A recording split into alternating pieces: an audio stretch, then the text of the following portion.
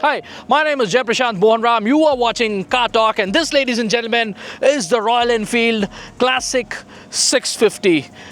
Just look at this motorcycle. Such a gorgeous looking motorcycle. So what is the Classic 650 all about? It is a factory built bobber, a bobber that you can buy from your nearest Royal Enfield showroom. It's a factory built bobber, and all that chrome, gold and black really gives it such a beautiful look. And this is a motorcycle that looks so gorgeous. It's a bike that I can park in my living room and admire all day. So that is how beautiful this bike is. Talking about styling, come closer.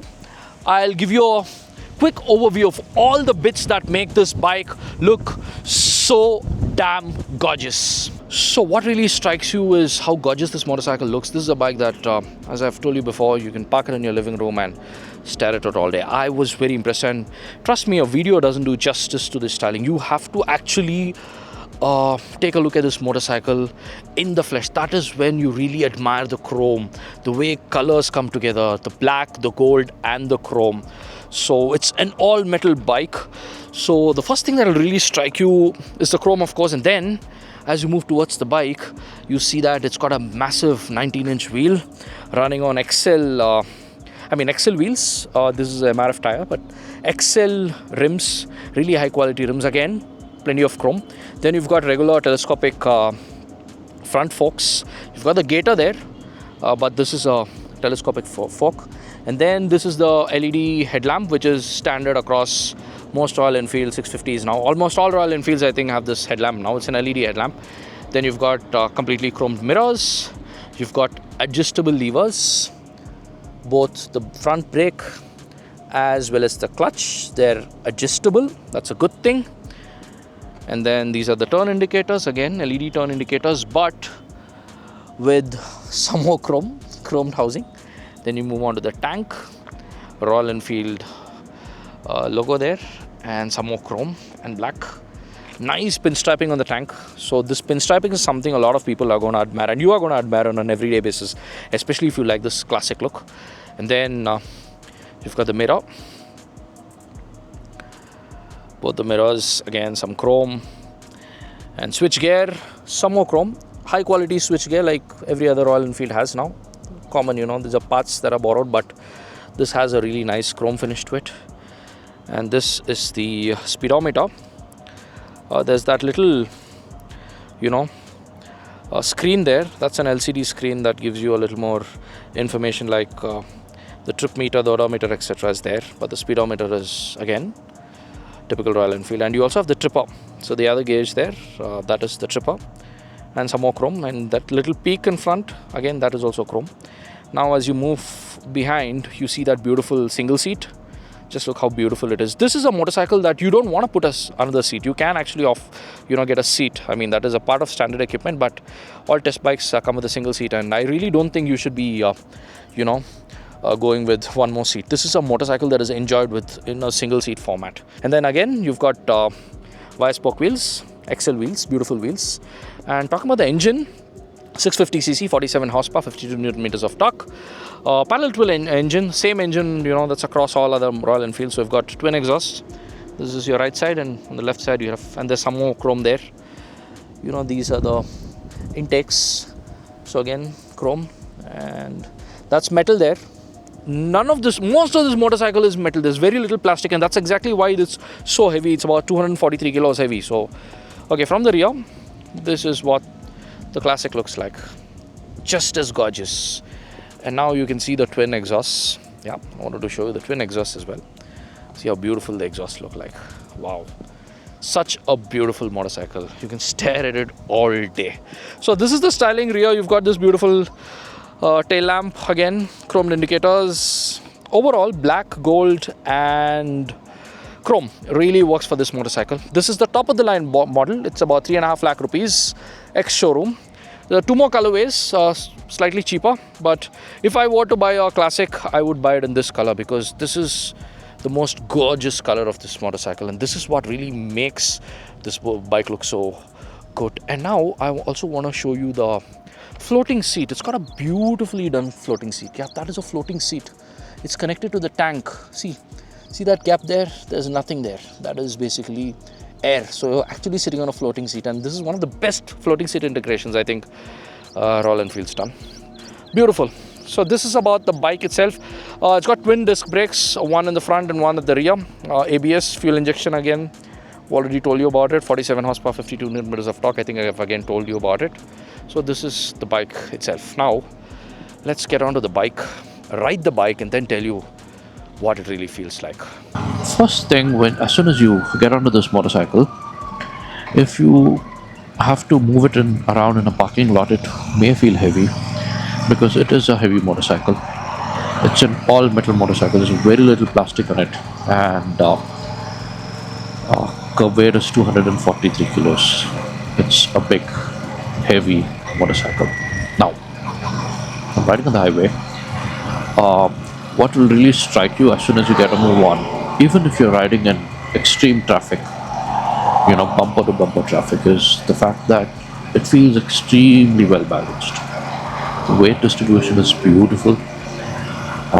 After say 5 or 10 kilometers, and even 10 kilometers per hour, you don't really feel the weight of the motorcycle, in the sense that it feels quite easy and manageable. It's not that the bike is so heavy and you can really feel the weight. The weight just magically disappears once you're moving, basically. That's one thing.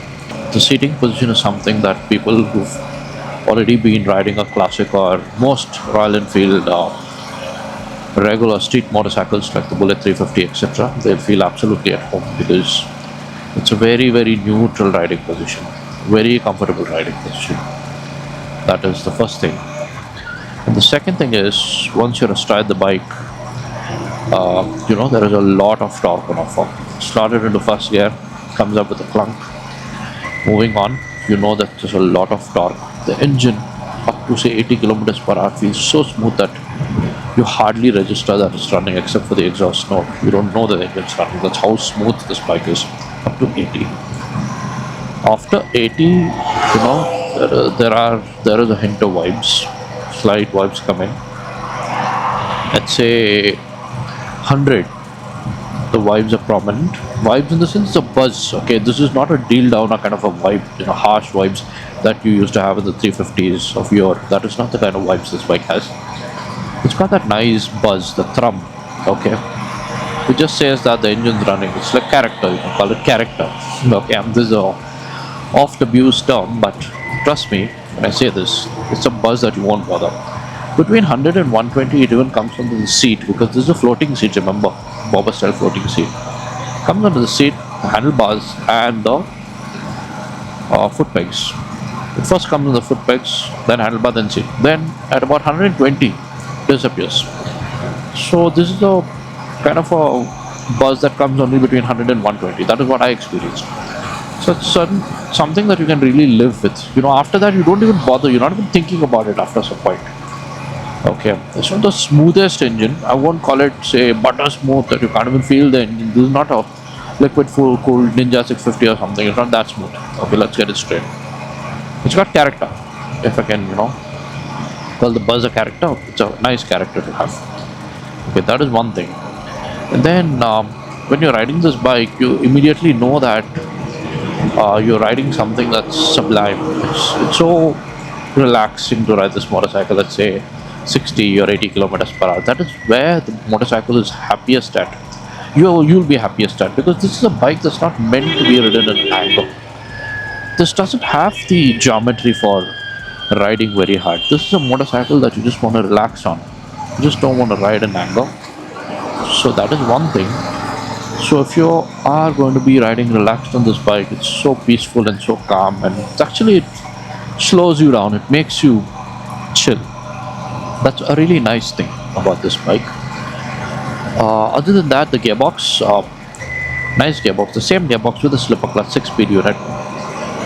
Shifts well, no false neutral. I didn't have a single false neutral in say 600 kilometers of riding. Same 650cc engine, 47 horsepower, 52 newtons of torque, air oil cooled. Nice, lovely motor. Let's talk about handling.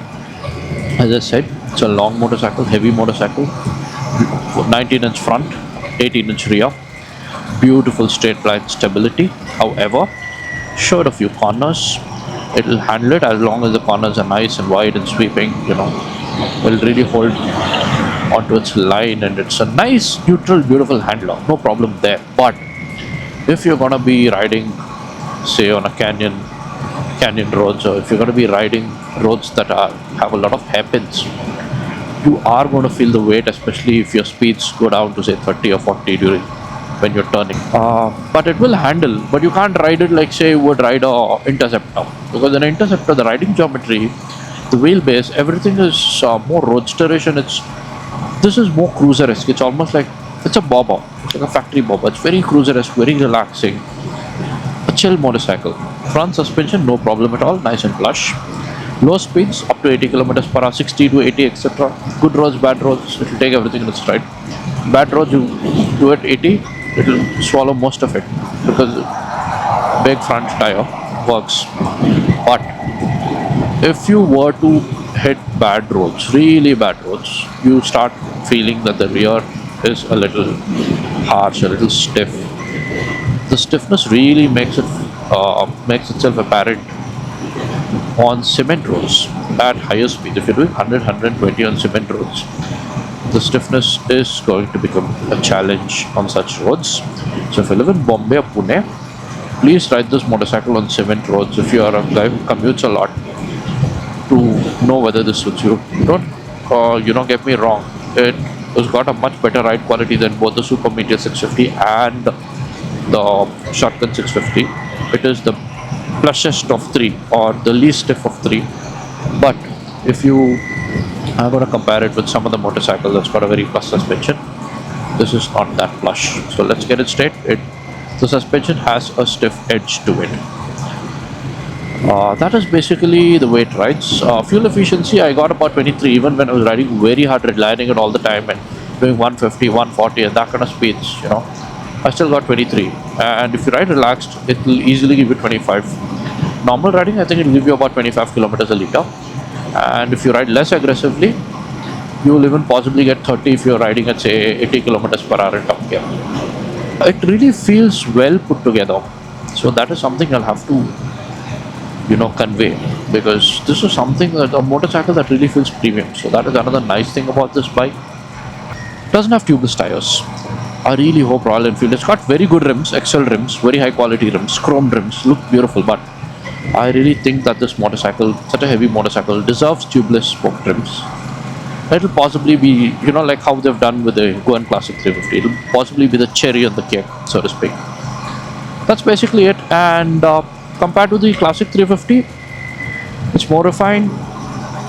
It's got a much wider performance envelope. It feels much better finished. You can easily do nice highway speeds. If I have the budget, if one were to have the budget, you should buy this motorcycle over the Classic 350. No two ways about it, because this is a better bike overall, much better bike. Why would you not buy this bike? If you were to only ride in the city and you're a very straight rider, doing 60, 80 and 100 max, the Classic will basically be enough for you. If you're riding a lot on the highway, this bike obviously. Then if you want fuel efficiency, assume that you're buying the Classic as a commuter bike. You will want great fuel efficiency, right? So again, Classic can deliver 35 to 40 when ridden sedately. This bike can't. So that is one more thing. So for fuel efficiency, possibly the Classic. That is basically it. Everything else, this is a better bike. So that's basically it. This is the Royal Enfield Classic 650 for you. Final thoughts about the Royal Enfield Classic 650. This motorcycle retails for around 3.5 lakh rupees. For that kind of money, it represents fantastic value. First things, it's really, really gorgeous. But this is a motorcycle that you really want to ride on country roads. You want to ride on, maybe not on the highway, because this is not a bike that you want to really ride fast on. You just want to chill in this motorcycle. This is a motorcycle that you can actually cruise in every day. So there's so many good things about this motorcycle. It can be your everyday motorcycle. It's got a great riding position. You can actually commute to work on this motorcycle. Apart from that, engine obviously is a peach. Great performance all around, but there is a little bit of vibration at about 100 kilometers. You can feel it on the seat. After 100, it disappears. because because it's a floating seat. Then there's a little bit of vibration in the pegs as well, up to 120. After 120 it gets smoother. Some vibration in the handlebar, but again, this is a buzz. This is not, it's like an electric shaver's buzz. It's not, a vibration that is off-putting or something that you can't really live with. It's a nice a little buzz that comes through. That is one thing. Rear suspension could be better. This is possibly the only big downside of this motorcycle. Rear suspension not so comfortable. That possibly you can't do much about it, because aftermarket also I don't think there are many solutions, but it's better than the Meteor 650 and also the other bike, the Shotgun. So this is, among three bikes, this is the best rear suspension. What could have been better? The exhaust note. Of course, you can easily solve it with an aftermarket exhaust, and the headlamp also you can easily solve with a aftermarket headlamp. If you enjoyed watching this video, you know what to do. Hit that like button and subscribe to Car Talk. And as always, thank you very much for watching.